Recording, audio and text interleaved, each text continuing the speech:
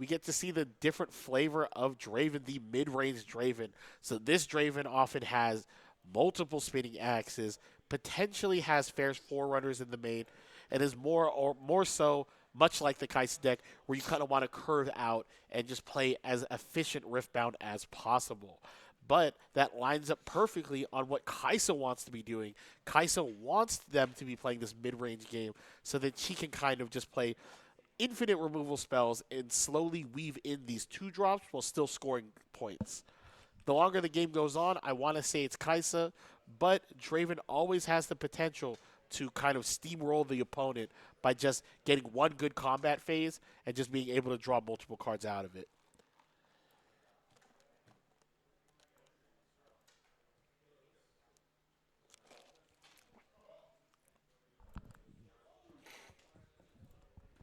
And if you like what you're seeing today, this is the People's Card Shop Twitch. We also have a YouTube channel. That's where we post most of our VODs. That's going to be Conquer and Hold. So come check us out. I'm Ed, joined with Michael. We are Conquer and Hold. And we are going to upload these VODs sooner, farther than later. But let's get on to the game. It's going to be Matthew versus Christian. And let's see who's going to win the dice roll. Unless they already rolled the dice, but I'm pretty sure they have it.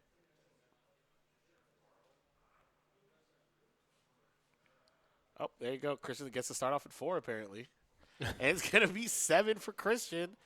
Matthew has a 7. Welcome to Vegas. And if you guys don't know, we are located in Vegas. So if you want to come check us out, we are the People's Card Shop. Our mat does have a big Vegas logo on it. What if we were like Wisconsin? We're just big fans of Vegas. We just love Vegas.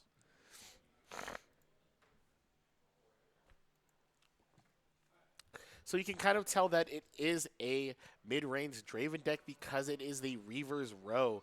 Reaver's Row is a awesome battlefield for this Draven deck because it can run away and there's no real bad thing except for your opponent getting a point.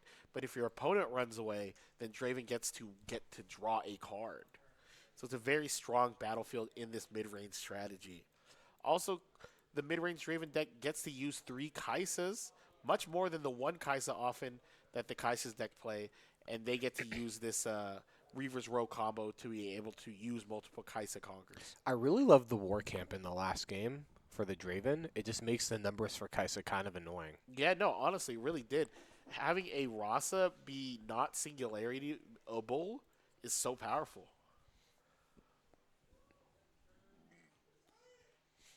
So here we go. Kai'Sa gets to go off first and starts off with my favorite guy, the Plundering Poro. When you conquer, you get a Gold Gear token. And matching it is going to be, is that a Overzealous Fan, right? Yeah, sometimes the shiny guys are hard to see. Yeah. Well, the way I do it is Overzealous Fan is kind of to the right. And if like the skin color's in the middle, that's Treasure Hunter. That's how I memorized it. But yeah, I'm pretty sure that is Overzealous Fan and mainstay in this purple Draven deck. In the Draven deck, cards like Fight or Flight or Overzealous Fan are so powerful because you get to, quote-unquote, win the combat. He gets to conquer here with the Poro, get a gold, and gets to develop his Kai'Sa. That is a scary proposition, though, tapping out for the one sole reason that Overzealous Fan might pick up a axe to kill the Poro. But that's not necessarily the most common move for the Draven deck. And here comes a stack deck being able to filter it out.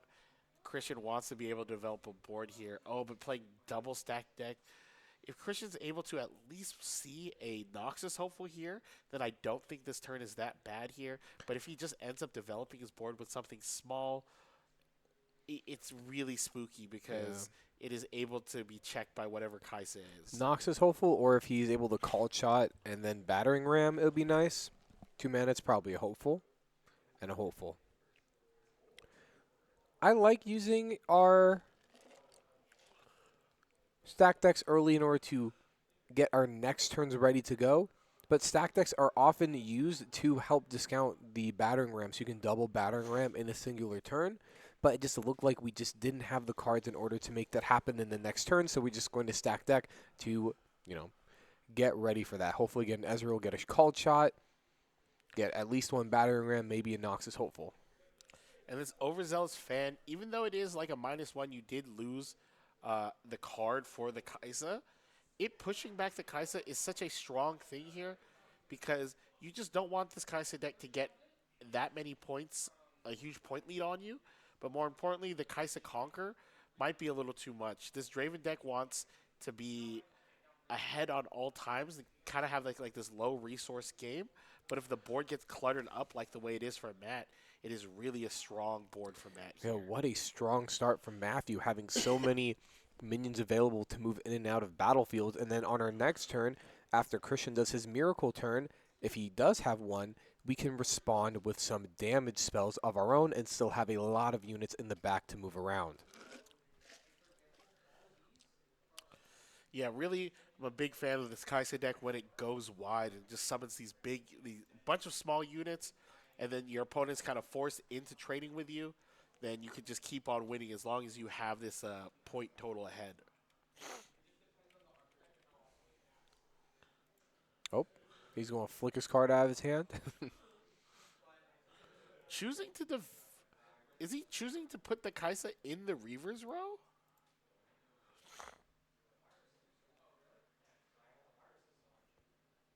I think he is. He's choosing to make a big hold here with a fight or flight.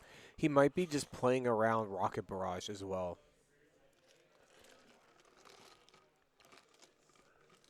That's a sick way to play around Rocket Barrage. You push back the Kai'Sa. Okay, 6. It looks like it's going to be Singularity. Ooh. One of the most powerful spells in Matthew's arsenal, being able to deal 6 damage here. And if it is a fight or flight, oh, man. And this is it. Matthew's able to, score a point, put this Kai'Sa in this Reaver's row. So she's semi-protected by battle already. And then he gets to have 2 units chilling here. This is where Matthew wants to be. Stacking that battlefield did not pay off. The Singularity was able to fully remove his board. Matt is able to get to this fabled 10 mana next turn, so Time Warp is on the menu, potentially being a kill for him.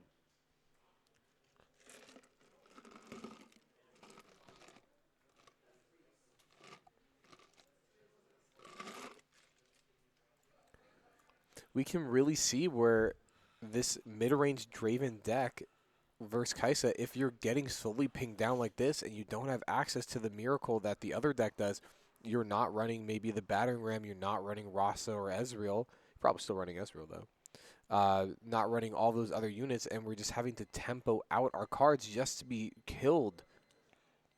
But this is a great card into the matchup here, but is it too little too late? The double hold here, I think, is the death sentence.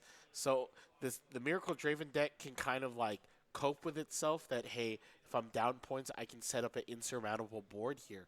But this mid-range deck does not cheat out crazy amounts of mites, so it might not be able to shore up this 6-2 lead.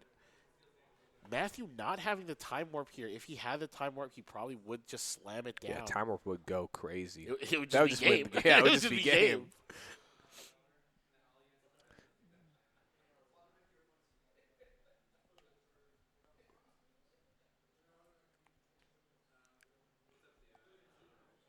Man, Matthew loves the unaccelerated Thousand Tail Watcher. He is a master of that card. He's just really good at drawing Watchers. He probably just has another one in his hand.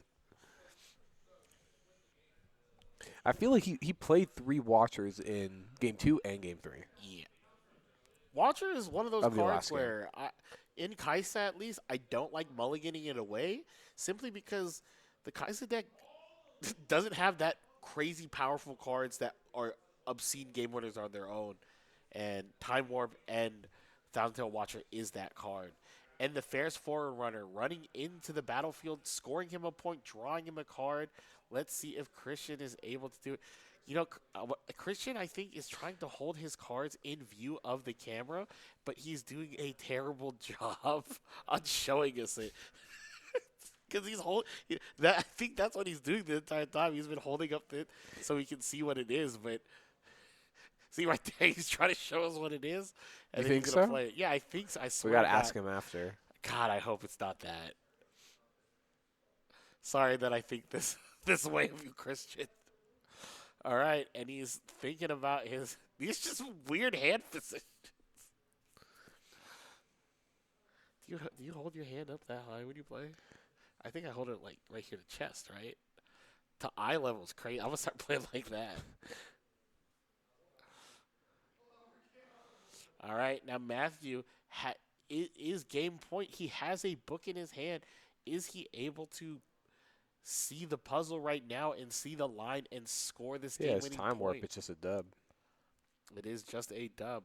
I'm not gonna lie. Any removal spell here, I already just chalk that up to a dub.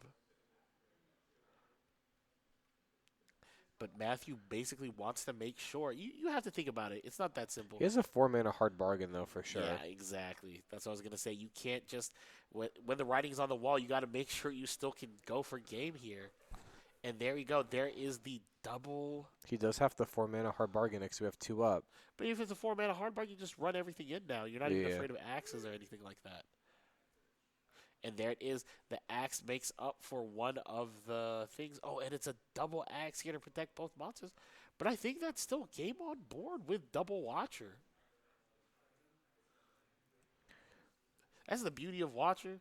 He does have he has the one pushback, but you just put a tiny unit. Well, it's 4 might now, the apprentice, so we can shove 2/2 in just to kill the apprentice, and because it doesn't matter how many cards Christian Yeah. draws in this battle phase now, because essentially it's the only card activated on Christian's hand is a hard bargain drawn off one of these battles. I think it really doesn't matter how you do it here. You always win, but I think the most math effective way is to send double 2-drops or 2 might people into the battlefield. Trade with Or maybe 3, because if he fight or flights when you want to trade with. Well, he would kill himself anyways. You put 2 in there to trade with the apprentice, because even if the apprentice pops out, he kills himself. And then you push him with everything else. So that'd be the most math effective way to do that. But it literally did not even matter, because he had so much might with the backup that it didn't matter who got pushed out. He just slammed everything at the same time. And then Matthew saw the line. He saw the game push and was able to win it there. That was a great game from him, and it's going to be game 2. The cool thing about this Draven deck is even though it's a quote-unquote not the best matchup versus this Kai'Sa deck, this Draven deck has huge answers for this Kai'Sa deck. It has something like a Thunder Song if you're scared of the more action-oriented versions of Kai'Sa, or it has access to something like what's that card called? Hard Bargain, being able to stymie stuff like Time Warp, stop Singularity, because oftentimes one of the best cards to activate on curve is Singularity, and if you're able to check that with a Hard Bargain, that might be a little too much for the Kai'Sa deck to handle, and the Draven deck might be able to steamroll it. But going into game 2, I wonder what Matthew is going to choose as his going first battlefield. Round 1, we saw him have Reaver's Row, and then we also saw him have, what's that dumb card called? Obelisk of Power. Both of those are really powerful. I would assume he's going to use Obelisk of Power as his going second battlefield, because that lets him develop his Kai'Sa turn 1, but more importantly, it lets you do something nasty like a turn 2 Singularity or a turn 2 Progress Day. Yeah, turn 1 Kai'Sa, turn 2 Singularity, conquer, get the draw. It's pretty nice. At regionals, I never lost those games. The games where I started second with Obelisk, then I would go double 2-drop into Progress Day, into Singularity 2-drop. My goodness, that curve was crazy versus people. Big fan of Kai'Sa. I love summoning little idiots and killing every creature. While we wait, you're on Victor. Do you like Victor more? I think Victor is really good into the meta. I think Kai'Sa is probably a better deck overall, but Victor's matchups, across the board against the good decks, is a lot better. But Kaisa into the good decks isn't as good. Like Kaisa into Irelia is really hard, but I don't know. I think Victor into the good decks is a lot better, but Victor into like the poop decks, not poop decks, but, the metal card decks, the decks that aren't that great, Victor has a tougher time because Kaisa just has Falling Star. Falling Star literally invalidates so many metal card decks. It's crazy. Yeah, my Ember Monk met his end too many times. And if you guys are wondering what we are the People's Card Shop. We stream every 6:30, and we also have a YouTube channel called Conquer and Hold. We upload the VODs there. We also do a bunch of news stuff. If you like us yapping, I'm Ed, and he is Michael, so please conquer us at Conquer and Hold. Which Victor, leader or blue? I've been playing a lot of yellow Victor because I really feel that like unitless Victor isn't isn't it's good game one, but it's far worse games 2 and 3. But I think blue Victor with like what's that card called? Retreat is very strong. I just really like that in in like really grindy matchups, you can summon yellow Victor, and that could potentially be like infinite tokens because you had to fight a billion times. So that's why I like yellow Victor the most.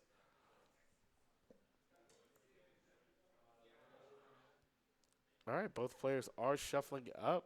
Just want to say thank you to all the watchers that are watching right now. We have 53. Really appreciate you guys.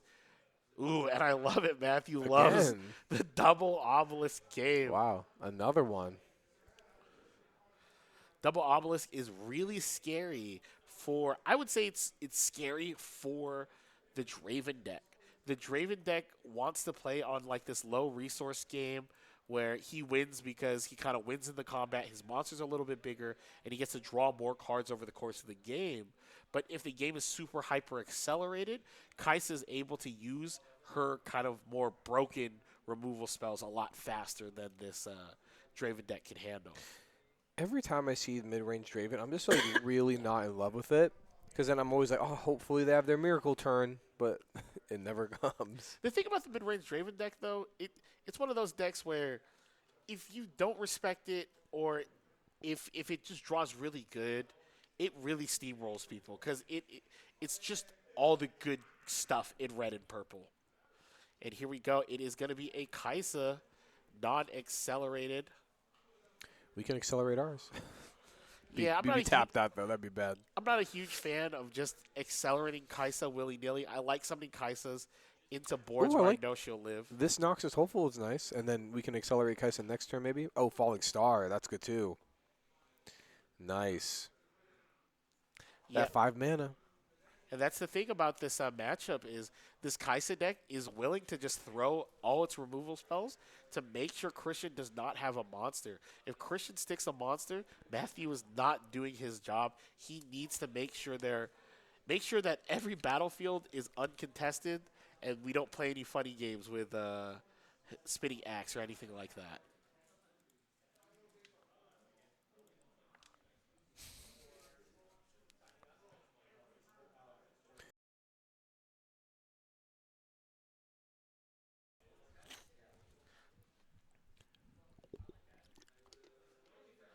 So even though that was a road bump of the Kaisa being killed, oh, maybe it is going to be accelerated Kaisa of his own for Christian here. What is he playing? Oh, it is going to be a Darius. Darius is a great unit. It is a 5 might, but more importantly, when it has the Legion effect, when it sees a second spell, it gets to a second spell, second card, it gets to get +2 and comes in ready. He gets to count himself. So with the stack deck, it is able to score a point. Now, this is the question here. What is Matthew going to do here? This Draven, not this Draven, this Darius here is a huge, huge, huge unit. If Matthew is able to clear it right now, that'd be great. But will he choose to develop his board? That's the real question here. He's at 6. I don't mind. I don't mind either one of these moves that he's hovering right now, whether it be the Progress Date or the Fairest Forerunner. Both of those cards kind of get him into the same position of just setting up for the next couple of turns. I like the Forerunner a little bit more because we can push and then drop the Forerunner. Gives us a little more oomph on our next couple turns. What would be really crazy if he had the Ray and he just like slammed the Yordle in with the Ray into the Darius and then did like a Noxus Hopeful. That'd be crazy. That'd be really good.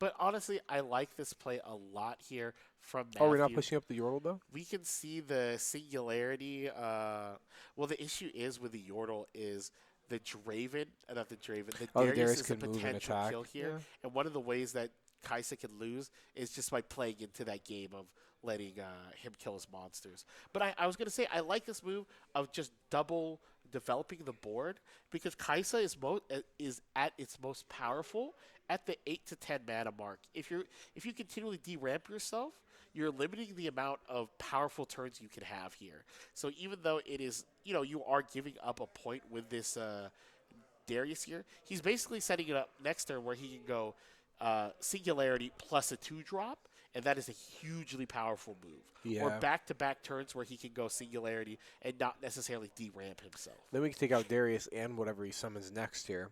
Yep.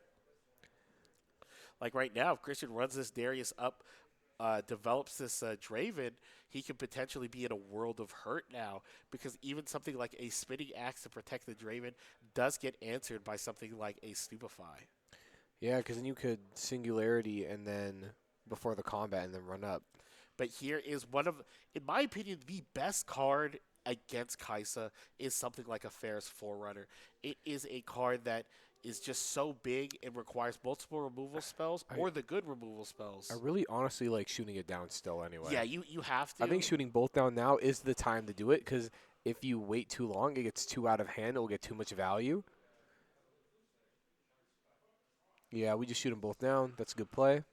And then develop a 2-drop. He has a Noxus in hand, which is cool. But do you go for the draw with the Kaisa? I'm not going to lie. I don't mind not I'm going doing for the it. draw with You the want to do Kaisa it? here. Yeah. Because at that point, he needs to run both tokens in to kill the Kaisa. You know what I mean? So that it's either going to force out a spinning axe or it's going to cause not a double conquer. And I'm okay with that. You put the Yordle with the Kaisa, or you just do 1-1 and keep the Yordle in the back? I like keeping the Yordle in the back.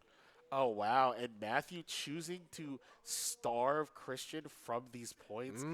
I like that. I don't, no draws. Yeah, I'm not gonna lie. I do like adapting this playstyle against the Draven deck because if he's able just to shoot off multiple kill spells back to back to back. Yeah, mid-range really needs the draws. Yeah, because we can see here Christian only has 5 cards here, and the thing with the mid-range deck is not every single card is a monster. Not every single card is a threat.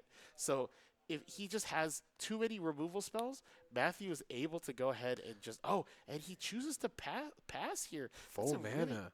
That's a really interesting move here. It might mean he has double what is it called? Hard bargain. But let's see what Matthew does here. Matthew has He might just have removal spells and no minions because he hasn't been able to draw for a while.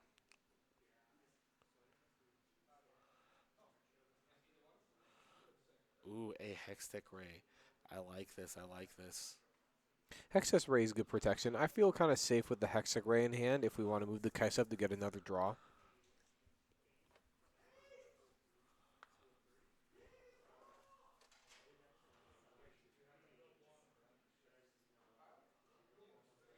The annoying thing about the Kaisa matchup in the Draven is sometimes you just like putting the little watchful sentry in there to get a point and die and draw yourself a card, but then Draven draws a card and it's like it's really not as good as you would like. Yeah, what I've noticed against playing mid-range Draven is sometimes it's really good to not give them cards. Other times, you kind of have to.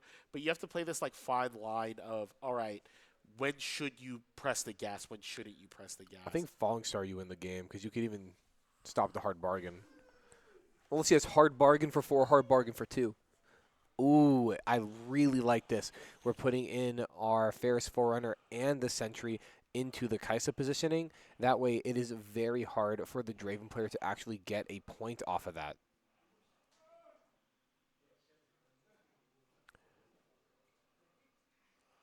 And the tank. So That's 5, 11, 14. 14 might to 6 might. Scoring up in that battlefield in the Obelisk of Power to get that easy third point. Oh, he does have a falling star. He just wanted to develop. Met with a falling star from the opponent. Double on the Kaisa. That's fine. Our Kaisa drew a card. It's wasting the falling star. We don't feel too bad about that. But on the next turn, the falling star from the Kaisa player will be devastating. Double hold.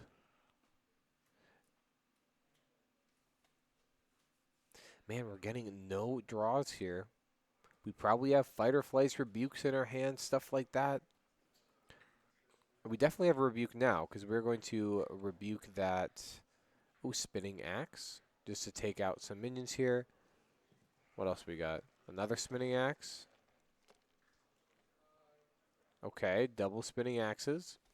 So we are at 9 to 9. Triple spinning axe? Oh! We're Draven's going from red buff to, or from blue buff to the lane, and he's getting triple spinning axes on the way. That's the cool part about Matthew's board. Kaisa's monsters, I don't want to say are like irrelevant, but oftentimes there are just place fillers. And Matthew, even though he lost 3 creatures, ended up getting one back. I mean, two mechs and one in hand. I know you're not supposed to side Thermo Beam for this matchup, but Thermo Beam right now would go crazy. Dude, Rebuke would be crazy too. All the spinning axes drop. All right, we have a lot of cards in hand. It's The 2 mana up question too. is, does he have a lot of answers? The Watcher isn't as clean here. He does have the Watcher. Okay. Double. All right, that takes up that takes up 2 spinning axes. Now that's 6 might there. The issue here with Matthew is Another one? unless he uses another removal spell that kills it off, Singularity. if he wants to use something if he wants to use his creatures to kill it, he has to be prepared for something like a fight or flight. And fight or flight is detrimental to this plan because at any time, once the showdown resolves, all damage gets healed. Singularity here does go really hard because we have enough mana to Singularity and pay for the hard bargain if the hard bargain is part of the equation. So I'm running both. I'm running both tokens in, and then if it trades, it trades. If he has like a rebuke or something like that, then I just activate Hextech Ray. But you know what? Ooh, Beam Watcher, wow. Unaccelerated Washer is the truth. That's all I've learned. Dude, lower it and then kill it with the Watcher. That's nice. Yeah, it's just throw 2 guys in. That's the math, Matthew. Do you just throw them? Do you throw 3 in because you really don't want him to win that combat? What could he have? He could have a Rebuke, but that's still at 1. Rebuke, He could have Fight or Flight. 2 guys answers Rebuke or Fight or Flight. Yeah, he already used Spinning Axe. And this is where it is. Matthew The thing has that could lost him denied Christian so many draws. Christian only, I believe, has like 2 or 3 cards in hand. He has 4 cards in hand. And the thing about it is, if Matthew just has a removal spell in his hand for every threat that Christian develops, it is just a death sentence here. Another falling star. Readying the Draven just to be. And there you go. That shows, Matthew really has played against a lot of Dravens. It looked kind of strange him not scoring those points early on. Ooh, but a piercing light coming down. I'm not going to lie. I'm really down to move this Watcher into a battlefield, activate double piercing light to just kill off this Draven. I was questioning a little bit not getting those early points, but not giving Draven the draw. His Yes. card quality has been so poor up until now, he had to use triple spinning axe on a little robot.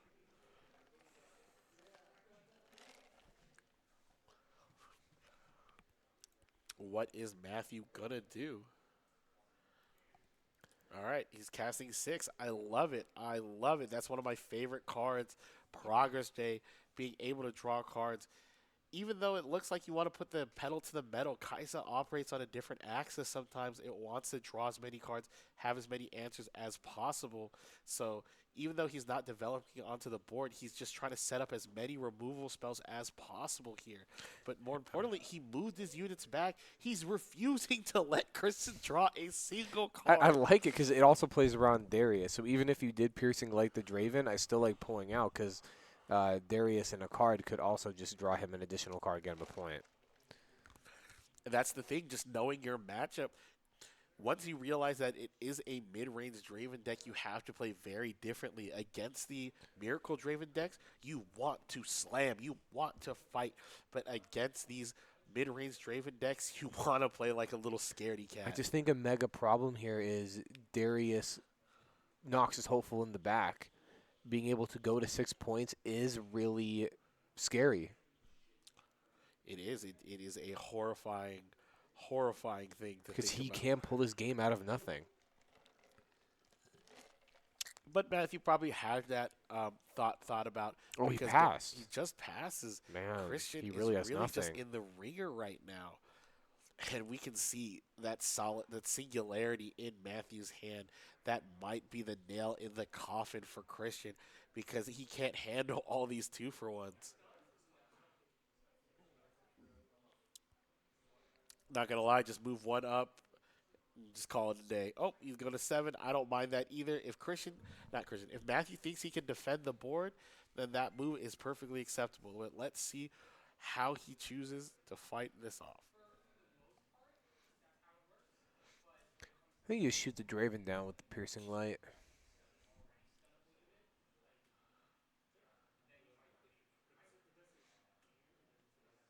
What are you playing around with that? Now he's The going to shoot the token. Darius? He's going to shoot the token. Oh, no. Mm. Okay.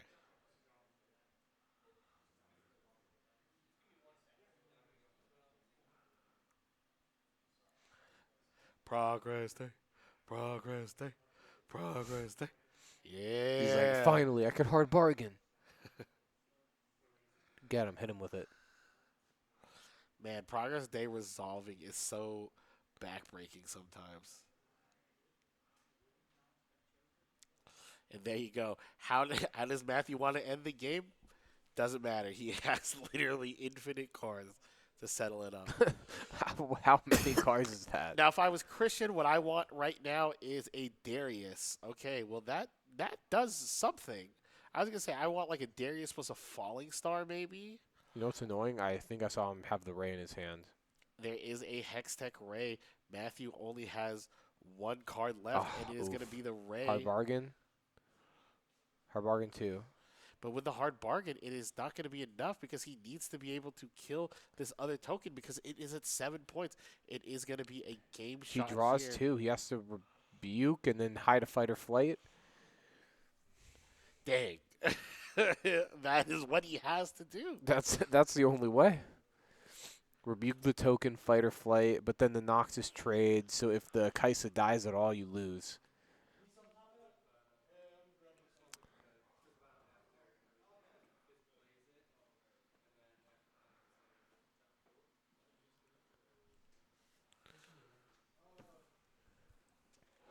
Christian trying to figure out what is his line of play with 2 mana available. There is not much he can do. Ride the Wind would be better than Rebuke here, because you could Ride the Wind, draw an extra card, and set. But all No, but ride the wind is still death because you ride the wind, you kill the token, then you just get double conquered by the 7 and the 4. you just have to set the fight or flight. But if he has Oh yeah, if he has fight or flight, yeah. This move is if lit. you have the kill spell, it's just rough. This is what you have to do. You have to get rid of that token some way. This is the way that draws you an extra 2 cards, because Draven and Kaisa with fight or flight, Ride the Wind. And then you have to pay 1 to set the fight or flight. But if he has any removal, and he does because he's Kaisa, you just can't do anything. But there's that you have to do this play. This is the play that you have to do in order to try to stay in the game. But it's just not going to be enough.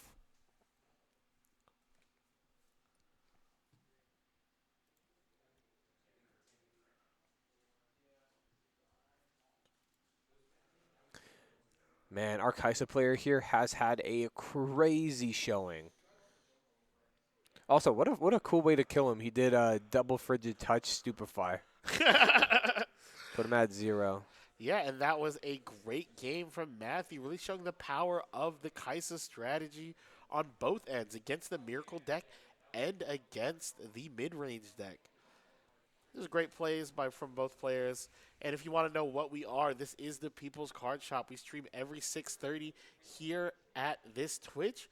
We also have a YouTube channel. We're gonna link it on the we're gonna link it on the Twitch. It's Conquer and Hold. We have a bunch of VODs up here. And if you like our content, just please let us know how much you appreciate it. We appreciate you guys. Yeah, Michael, you have anything to say right now? There's like 27 minutes left in the round. Actually, yeah, 27 minutes left in the round. So we'll be back in around maybe 35 minutes. All the games are wrapping up here pretty quick. So we might be back on sooner. So stay tuned.